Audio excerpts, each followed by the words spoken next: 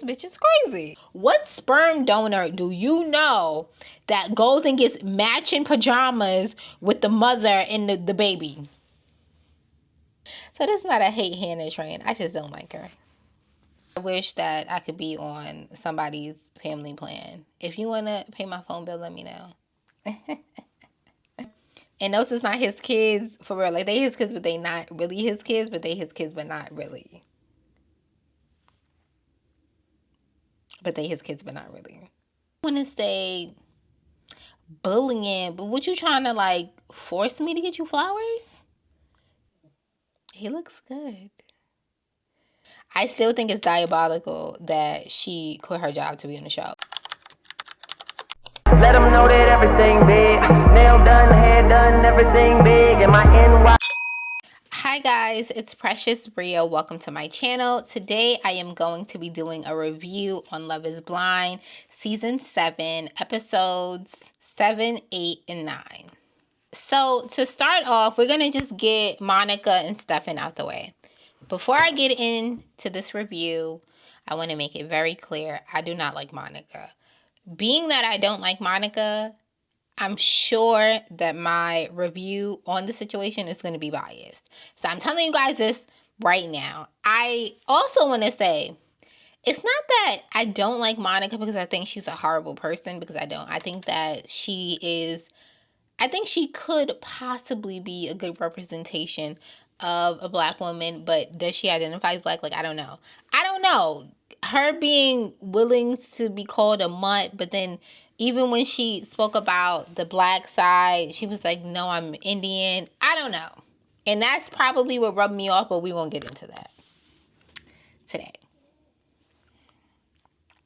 So as Monica and Stefan are talking, she's emphasizing the fact that she wants flowers. I can see as a woman why getting flowers and can be important, because it does show a certain level of just appreciation, like a small gesture of appreciation. The truth is, you can get it expensive flowers, but you can also get very affordable, beautiful flowers. You can go and get flowers at Trader Joe's. You can go to Whole Foods and buy some flowers for less than $20. So it's a small thing that you can do for your wife if she likes flowers, for your girlfriend if she likes flowers, and it doesn't take too much. So I get it.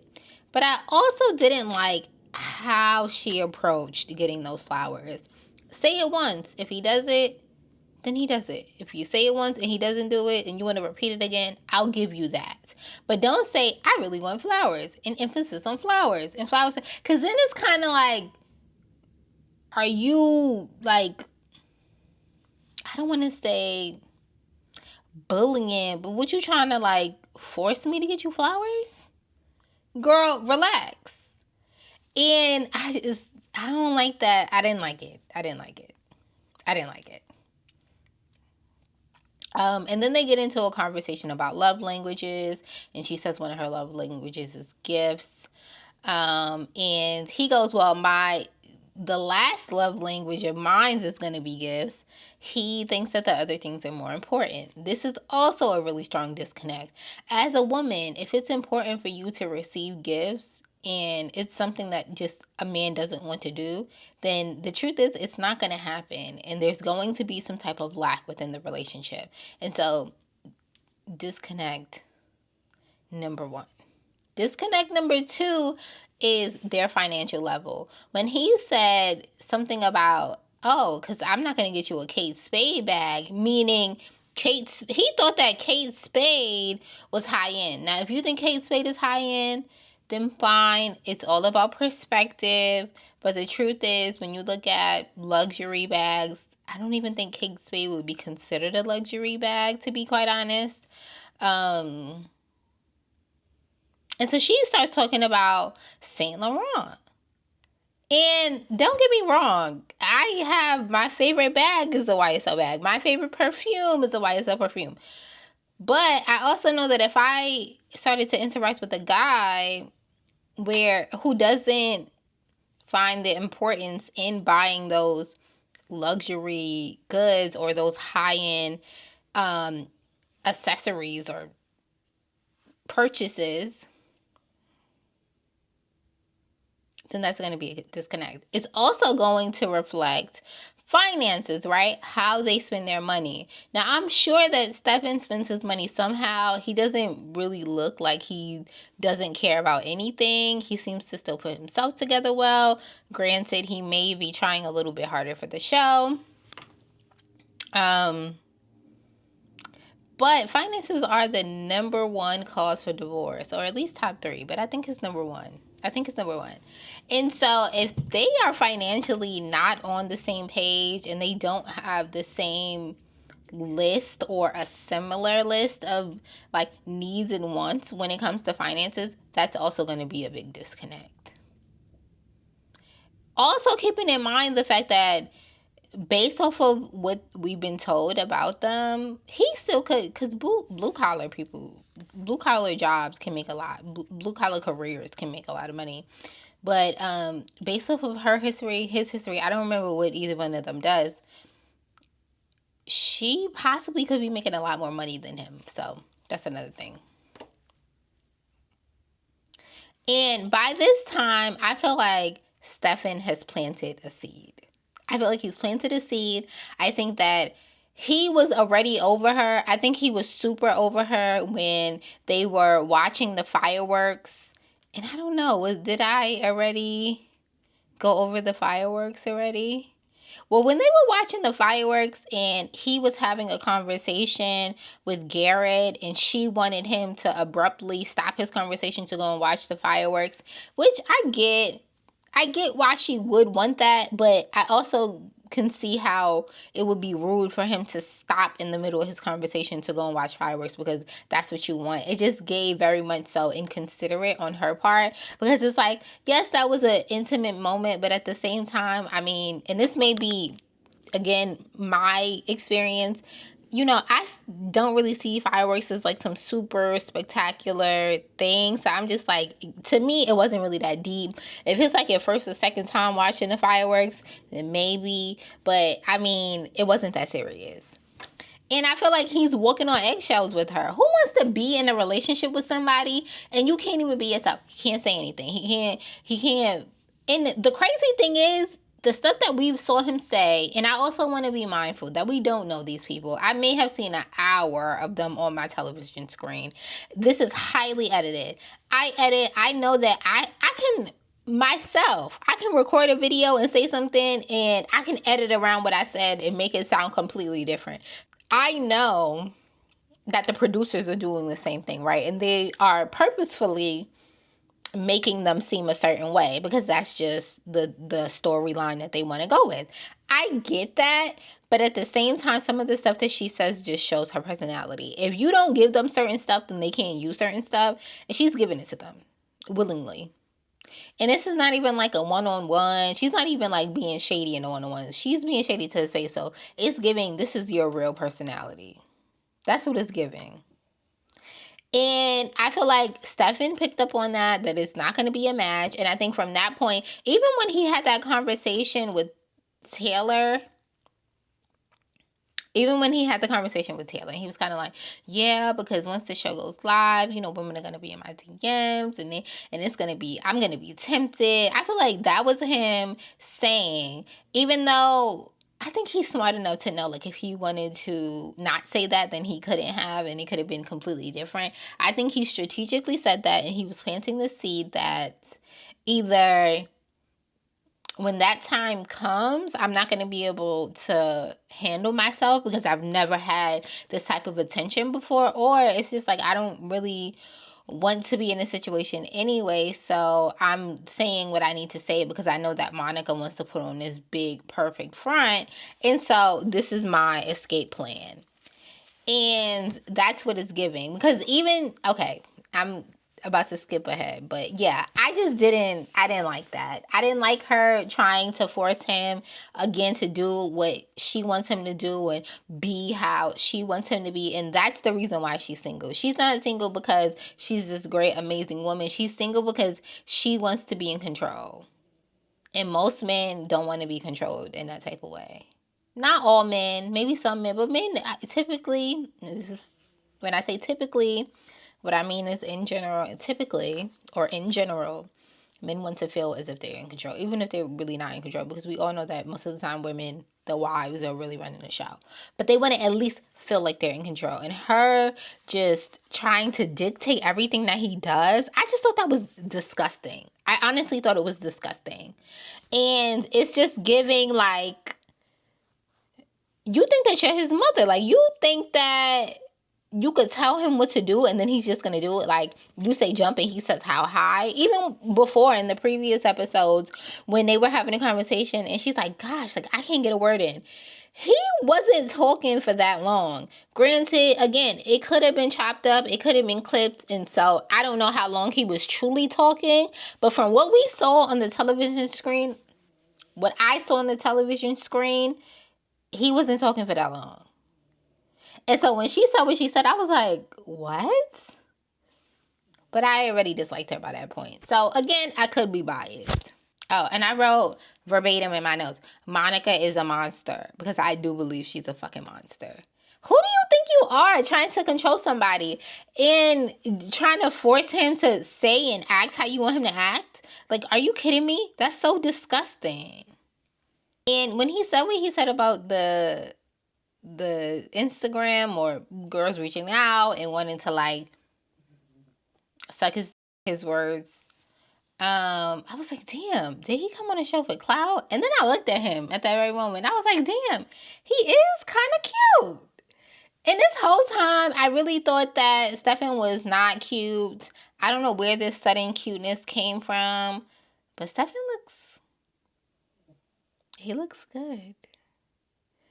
Not my type. Not into white guys. Even though my husband may be white. If you're watching this thing, hey babe. Not into redheads. Even though if my husband is a redhead, hey babe again. And that's me giving it. If you didn't catch that. And so I don't know.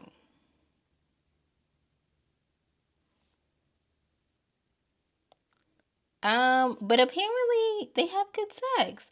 And so because they have good sex, I was confused as to where these kinks came from.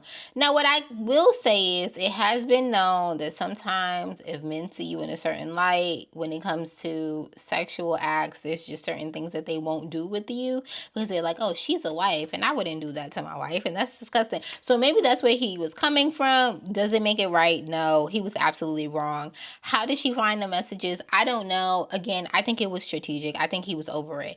Even when she was kind of like, I'm done with you. And I'm just da-da-da. And she kept going on and on and on. I want to note that he did not beg her. He wasn't like, no, babe, let's work it out. He was kind of like, you're right. I was wrong. Let me pack my stuff. He was like, you're right. Let me get out of here. Let me run.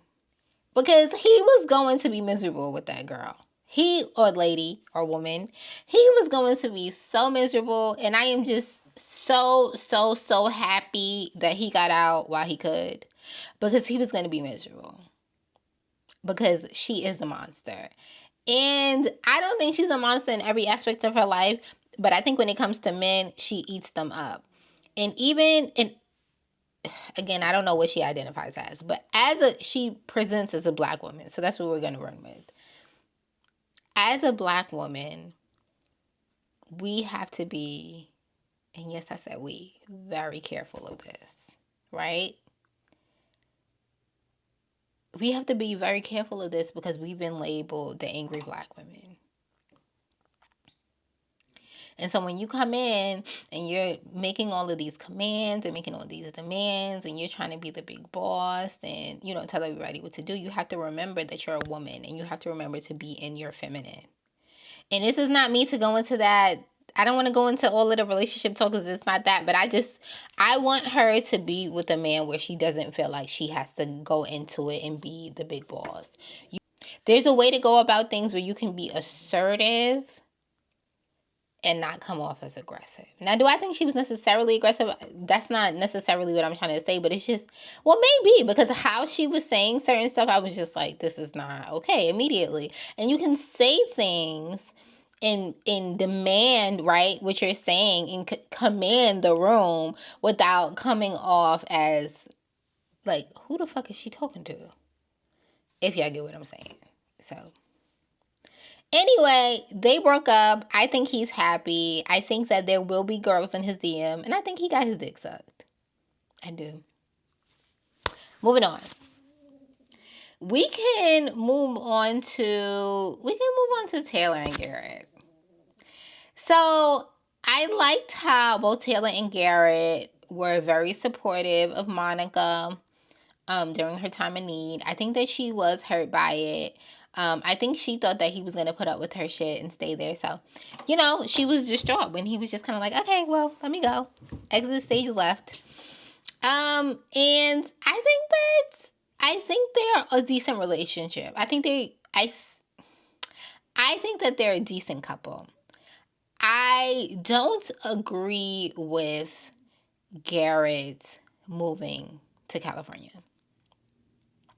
The reason that I don't agree with Garrett moving to California is because I too have recently, not recently, I've been here for a while, but I've moved away from home. And I know that it's a decision that I wanted. I did it because I wanted to do it. I was in control of why I wanted to do it, and it wasn't for anyone else at all.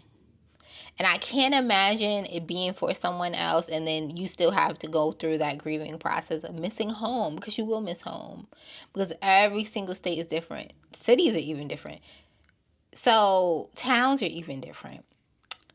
And so that process, I think, is going to be 10 times more difficult when it wasn't something that you genuinely wanted to do for yourself, but something that you're essentially doing for someone else. Now, what could be comforting is that you have this person in this relationship that you're going to be doing it, that you're going to be in, so you have a certain level of comfort. But the minute that isn't your comfort, right, because relationships go through phases, then what?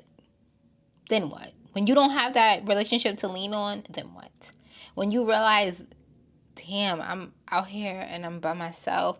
And when you come from like the East Coast and go to the West Coast, it's like I'm all the way out here by myself. Granted, I'm not in the West Coast, but I'm all the way out there. Like, I just can't imagine if that, again, genuinely wasn't a decision that you wanted to make for yourself. But I will say I was very impressed with how his parents handled it. You can tell that he comes from a very, very loving home. You can tell that his parents love him so very much. You can tell that they want to be supportive, but they are very cautious of the situation. And this whole experiment in real life would be scary. If I had a friend that was going through this, I would be like, girl, you doing too much. I would be like, you're doing too much. I think any of my friends would be like, yeah, that's what she would say. Like, calm down. You like him, have fun. You want to be engaged to him, fuck it, be engaged. But marriage? Girl, get to know him. What's his middle name? What's his last name? What's his mama name? What's his grandmother name? How many sisters he got? What's his sisters' names? Like, you don't know enough yet. It's entirely too fast. So I 100% agree with the family. And even though, I think that it's nice that they came on television and they're trying to be supportive, I also think that every single one of their concerns were very, very valid. And I think they were truly trying. And I give them points for that.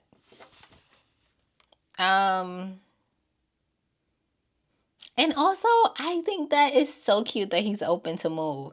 I do. Now, I said what I said, and that's from that perspective, and I still stand by what I said, but I do think that it's so adorable that he's like, I love you so much. I want to make this work. He's even said that he would give up his businesses, meaning he would allow his partners to buy him out. That's too fucking much. But I think it's cute that he wants to do that. She's encouraged him not to do that. I agree with that as well. Do not give up your businesses, please. The last thing you want is a poor man. Well, he wouldn't be poor, but, somebody just saying in your face all day. I want to like them and I want to root for them, but I can't because I just feel like it's too much. Parents.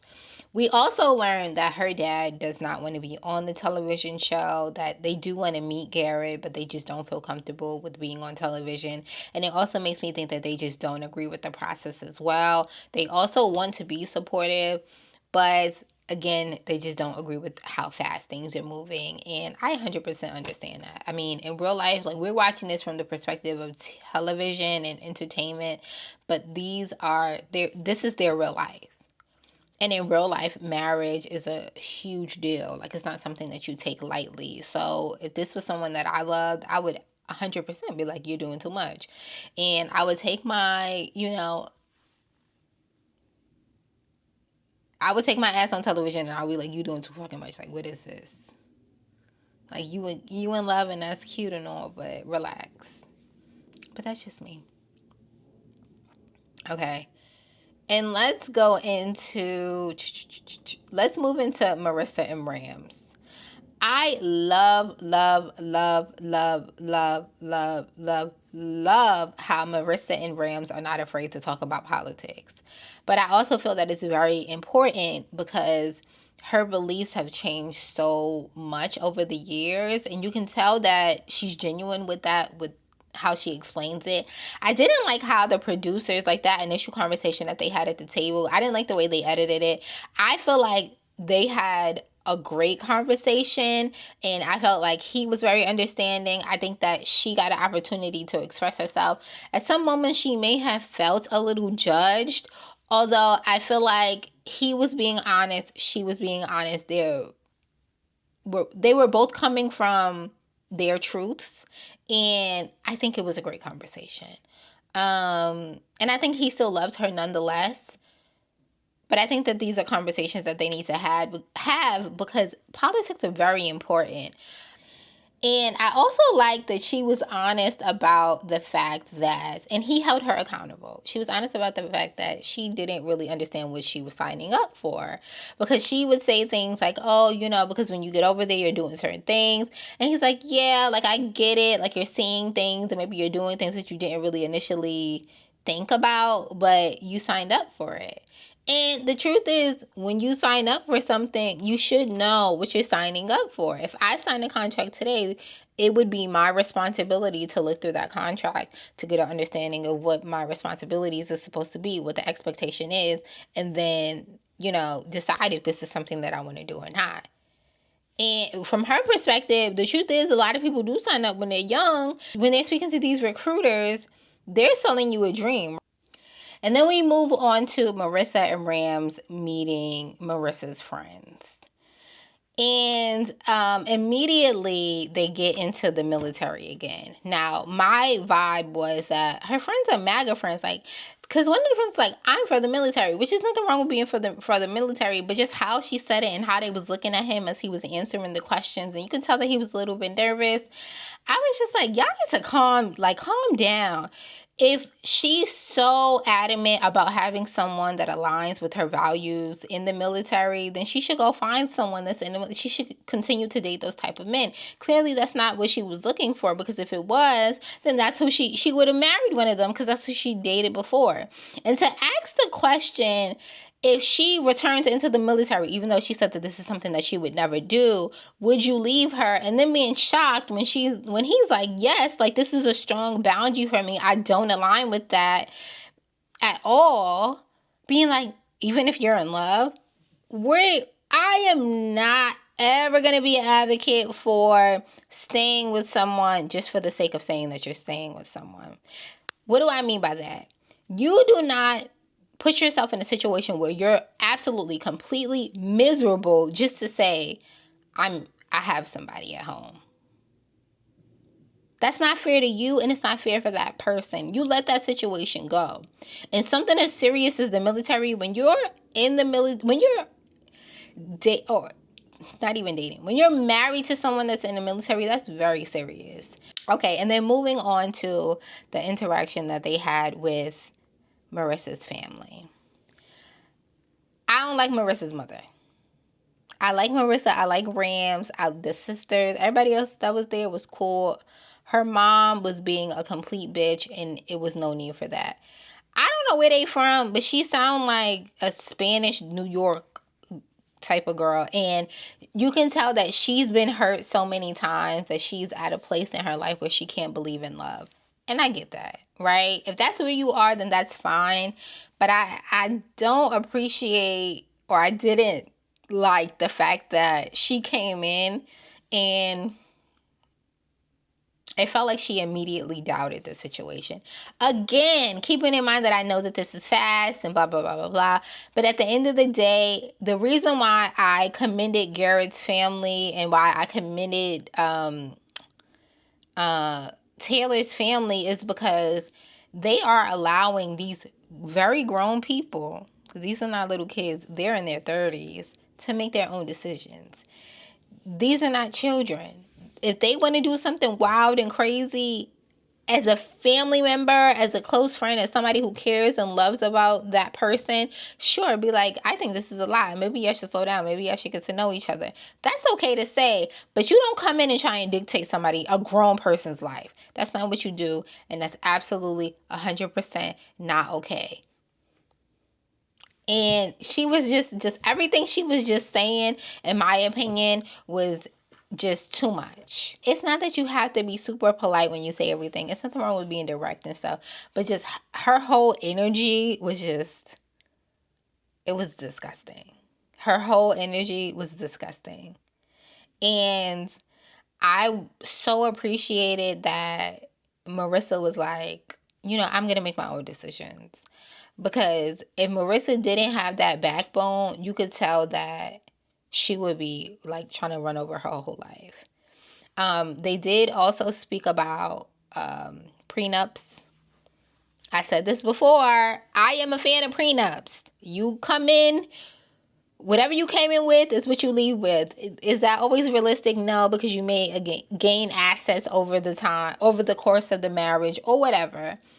But it's nice to have something written out, because not that I've been through a divorce, but I know that divorces can get pretty nasty depending on, who you're dealing with and stuff like that. So I don't think there's anything wrong with that. I do think that that's a decision that needs to be made between Marissa and Rams, and not the mom, and her constantly asking, well, are you going to get a prenup? Are you going to get a prenup? And I'm like, she don't even have no money right now. And she's like, well, I know she don't have no money right now, but she's going to be a lawyer soon. And I'm just like, you need to calm down, mama. Calm down. Relax. Let these grown people, you want her to have a prenup, say it to her. I really think you should have a prenup. She didn't hear it. She not saying that. Maybe have another conversation. But you cannot tell these grown people what to do. Now, what I will say is Rams did make it clear that he would sign the prenup, which is amazing, right? We know that. I don't think that he has any ill intent for Marissa. But at the same time, it's just like, Mom, calm the fuck down. Like, I just didn't, the mother, I didn't like her. I did not like her. Not even a little bit. And I also just felt like all of this energy and all of this animosity that she was giving is just her projecting all of her hurt and all of her loss and all of her trauma that she's had in her previous relationships. And I don't think that that's fair to do. I think you can voice your concern without projecting everything that you got going on onto this new and fresh situation.